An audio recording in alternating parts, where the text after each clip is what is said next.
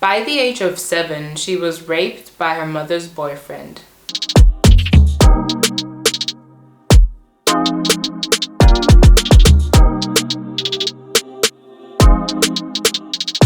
Hello Kings and Queens and welcome back. I'm Fatima, aka African Diva, and I'm here to create a space so we can all learn about Africa as well as the descendants of Africa. So subscribe now so you can stay informed. With that said, let's get right to it. Maya Angelou is an overachiever, if not the most talented woman I've done my research on so far. But first, I gotta take y'all back to her childhood. Maya was born on the 4th of April in 1928 in St. Louis, Missouri. By the age of 7, she was raped by her mother's boyfriend. At first, she kept quiet about it because he threatened to kill her brother. But eventually, she told her brother the full story. A couple days later, the man was found dead.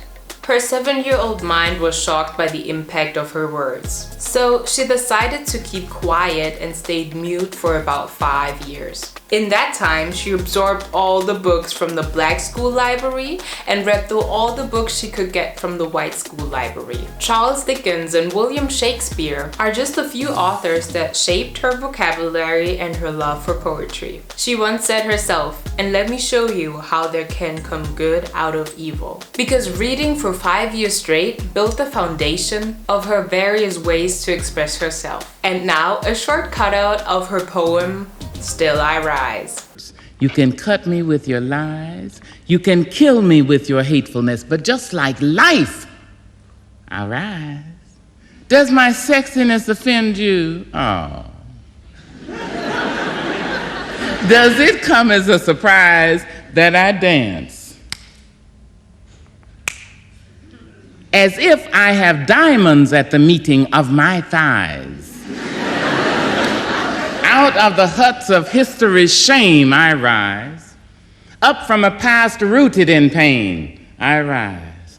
A black ocean leaping and wide, welling and swelling and bearing in the tide.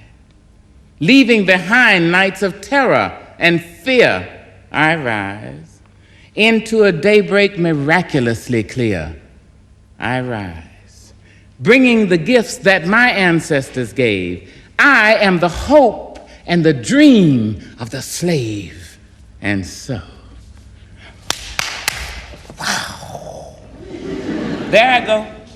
Maya Angelou was a singer, a writer, a poet, as well as a civil rights activist, an author, and a dancer. Her self-written screenplay, Georgia, Georgia, in 1972, was the first movie to be produced by an Afro-American woman. She also became close friends with Malcolm X and Martin Luther King. After their assassination, she was devastated. If you want to know more about the backgrounds, I'll link it down in the description box. Although she couldn't believe that 2 of her dearest friends just passed away, it somehow gave her the strength to write and publish her first book. I Know Why the Caged Bird Sings brought her worldwide recognition and was a bestseller. She wrote 6 more books that all covered different chapters of her life, and her audiobook won a Grammy. On February 15 in 2011, Barack Obama honored her with the Presidential Medal of Freedom. 3 years later, in 2014, she passed away peacefully. Alright Kings and Queens, that was it for today. Thank you so much for watching and listening through. I'm happy to see you next Thursday, and if you haven't already, share this one with a friend. Let's spread the world, and don't forget to like, comment, share, and subscribe.